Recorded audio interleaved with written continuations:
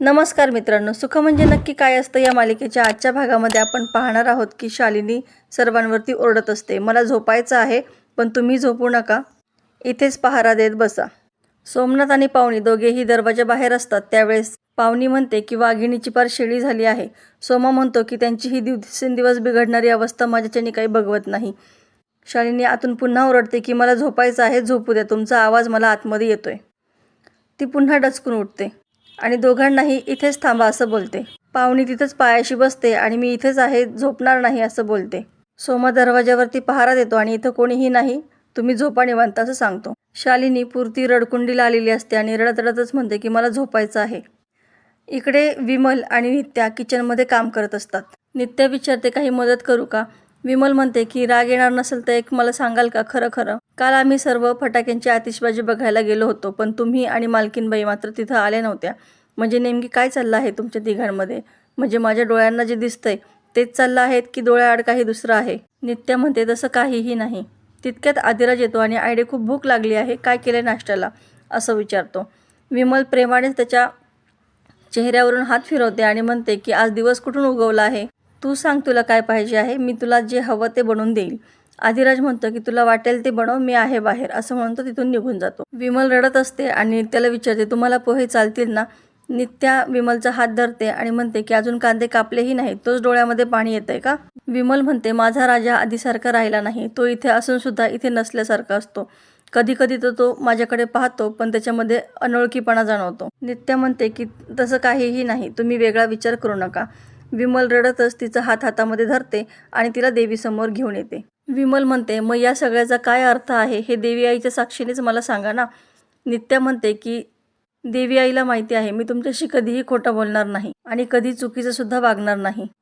मी खरं सांगते तुम्हाला, आदिराज कधीच तुमच्यापासून दूर जाऊ शकत नाही आणि असं मी त्याला करू सुद्धा देणार नाही. तुम्ही सर्वस्व आहात त्याच्यासाठी.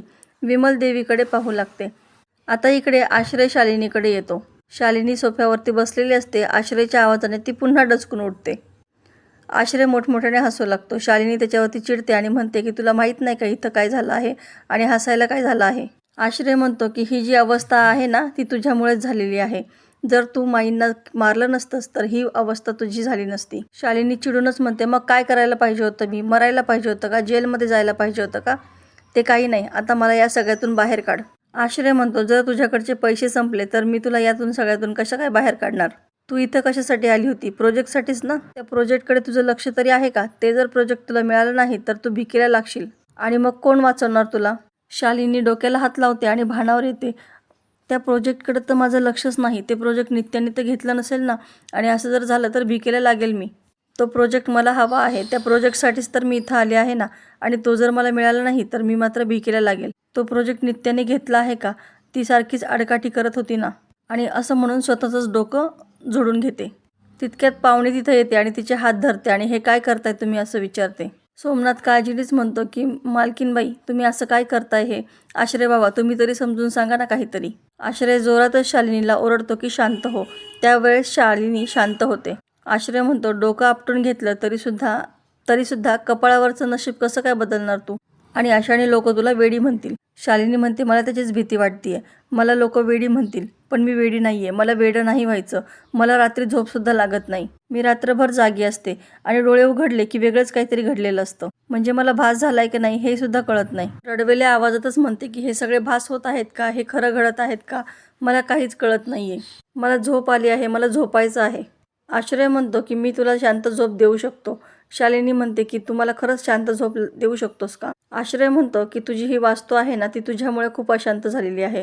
तू जितकी पापं केली आहेस ना त्यामुळे ही वास्तू अशांत झाली आहे आणि या वास्तूला शांत करावं लागेल. यासाठी तुला एक पूजा करावी लागणार आहे, तेही दिव्याच्या वर्तुळावरती बसून. मी तुझ्या मोबाईलवरती एक मंत्र पाठवलेला आहे, त्याचा 108 वेळा जप करायचा आहे. पण तो मंत्र जपत असताना तुझ्या आजूबाजूला कोणीही नसावं. पण हे सर्व करण्यासाठी तुला तुझं मन एकाग्र करावं लागेल. त्यांनी म्हणते की मला जमेल ना पण हे?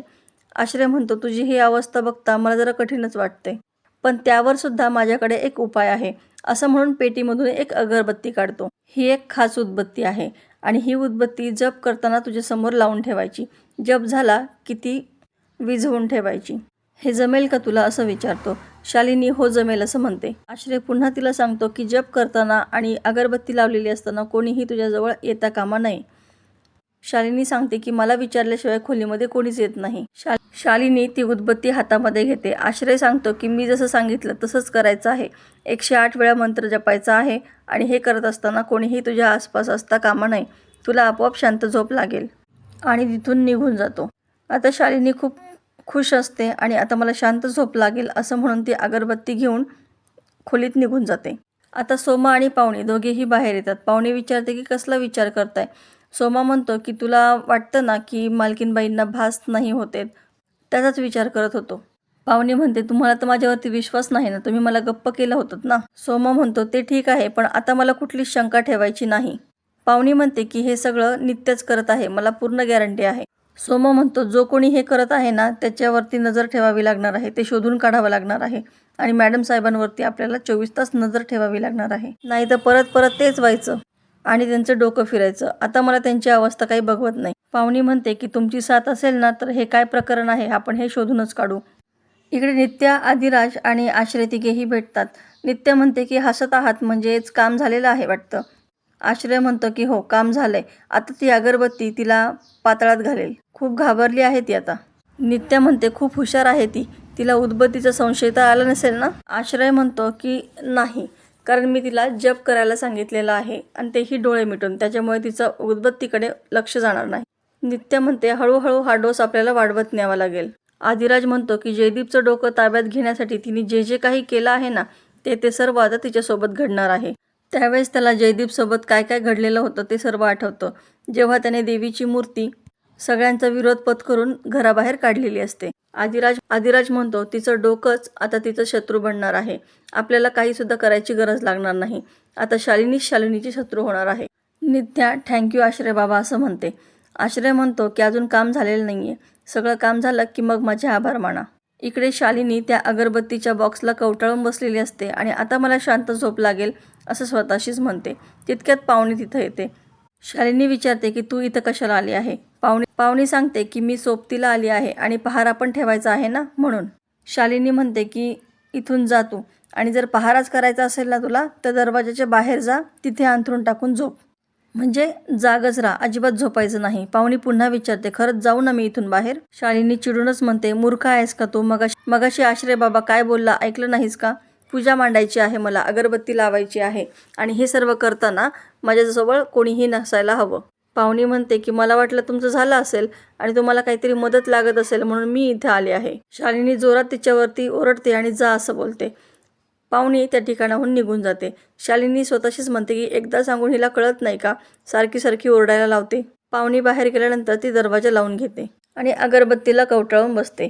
इकडे विमल म्हणते की माझ्या मनातली इच्छा जाता जाता मी आता बोलूनच टाकते. नित्या कोणती इच्छा असं विचारते. विमल म्हणते राजमाच्या लग्नाची. आम्मा म्हणते मग बार उडवून टाकस ना, कारण हिच्या वयाच्या पोरी आजकाल पोरं कडेवर घेऊन फिरतायत. राजमा म्हणते मला अजून तरी लग्न नाही करायचं. विमल म्हणते मग कधी करणार आहेस लग्न. राजमा म्हणते की मी कधी आणि कुणाशी लग्न करायचं हे माझे आईबाबाच ठरवते. विमल आश्चर्यानेच विचारते की तुझे आईबाबा ते कुठे असतात. आता राजमा खूप गडबडते आणि नित्या लगेच शब्द फिरवते. नित्या म्हणते आई आणि तात्यांनी तुला घरामध्ये राहायला दिलं आहे, मग तुझ्या लग्नाची जबाबदारी तू त्यांच्यावर टाकणार आहेस का. विमल म्हणते असं जर असेल ना तर आनंदाने ही जबाबदारी मी स्वीकारेल. माझ्या सावरीसारखीच तर आहे ही राजमा, ही चिंता आनंदाने मी व्हायला तयार आहे. आम्मा म्हणते मग तुम्ही आणि तात्या मिळून तिच्यासाठी सोयरीक शोधा. आदिराज म्हणतो जेव्हा मुलीची इच्छा असेल ना तेव्हाच तिचं लग्न करायचं, म्हणजे राजमा जर माझी मुलगी असती ना तर मी लग्नाची जबरदस्ती तिच्यावरती केली नसती. विमलला म्हणतो आयडे तू सावरीवरती जबरदस्ती केली असतीस का. विमल म्हणते की अजिबात नाही. नित्या म्हणते की अगदी बरोबर आहे, तुला हवं तेव्हा लग्न कर, पण माझी एक इच्छा आहे की काठी टेकवत बोहल्यावरती चढू नको म्हणजे झालं. आणि सर्वजण हसू लागतात. इकडे शालिनी झोपलेली असते आणि अचानक तिला शालिनी असा आवाज ऐकू येतो. शालिनी स्वतःशीच म्हणते की मला खरंच जाग आली आहे का मी स्वप्न बघत आहे. शालिनीला पुन्हा तोच आवाज ऐकू येऊ लागतो. शालिनी उठते आणि हळूहळू बाहेर येऊ लागते. बाहेर बघते आणि तिला पुन्हा शालिनी असा आवाज ऐकू येऊ लागतो. तर मित्रांनो, येणाऱ्या भागामध्ये आपल्याला पाहायला मिळणार आहे की नित्या आदिराज रेस्ट हाऊसवरती आलेले असतात आणि आदिराज चिडूनच नित्याला म्हणतो की जरा माणुसकीच्या नात्याने विचार करा. बघा मालकीनबाईंची अवस्था. नित्या चिडूनच म्हणते की या असल्या उलट्या काळजाच्या बाईला. आदिराज लगेच तिचा शब्द काढतो आणि जोरातच ओरडतो की नित्या मॅडम, तोंड सांभाळून बोला. माझा निर्णय झालेला आहे. मी इथेच मालकीनबाईंच्या रेस्ट हाऊसवरती राहणार आहे. नित्या म्हणते की खूप मोठी चूक करत आहेस आदिराज तू, आणि रागातच तिथून निघून जाते. तर मित्रांनो, अशाच डेली अपडेट पाहण्यासाठी आपल्या चॅनलला सबस्क्राईब करा. नोटिफिकेशनसाठी बेल आयकॉन अवश्य दाबा. व्हिडिओ पाहिल्याबद्दल धन्यवाद.